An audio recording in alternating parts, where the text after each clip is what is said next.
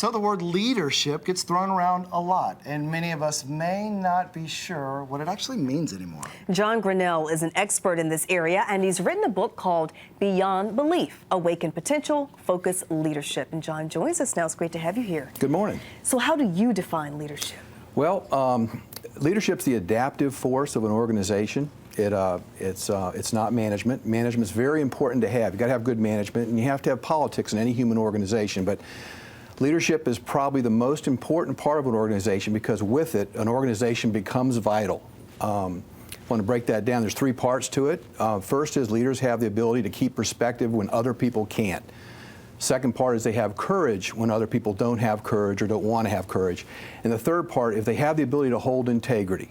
They have the ability to align with what's right and do the right thing. In short, it's probably the most difficult of jobs there is. Everyone can be a leader. You can learn it. It's just hard as heck because a lot of times you have to operate in a manner that doesn't go along with the crowd to do the right thing to support the vitality and life of the organization or your family or your own personal life. Well, that's kind of weird because, growing up, you'd always hear this term, natural born leader or Yes. born leader. Yes. So I think a lot of people just assume that either you have it or you don't. Exactly. But how can you actually learn to be a good leader?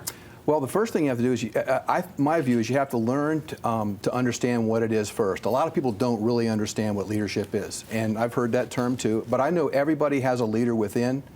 And I've been doing this long enough to see people you never would have guessed can become a leader. And it really comes down to one very simple thing, is they have the ability to determine the future that they want for themselves, for their families, for their organization. And they have the ability to muster the courage to go do those things. And there's never certainty of success. There's never, they just have the ability to take what I call the leap into the sea of uncertainty and do the right thing to create that future, to create the life experience for themselves, their families, and their organizations that they want, rather than being on automatic like a lot of people are. Now, but everybody can do it. They take risk. They take risk because the risk is I have to decide I want a different future, a different experience with my life or my group, my organization. And there's no guarantees of success. I got to jump off the cliff. I call it swim through the sea of uncertainty.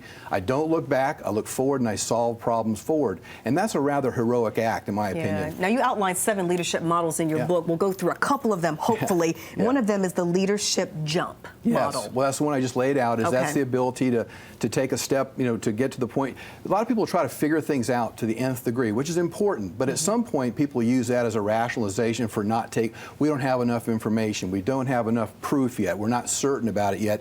And we stay on that edge forever. And of course, then the lost opportunity cost goes away.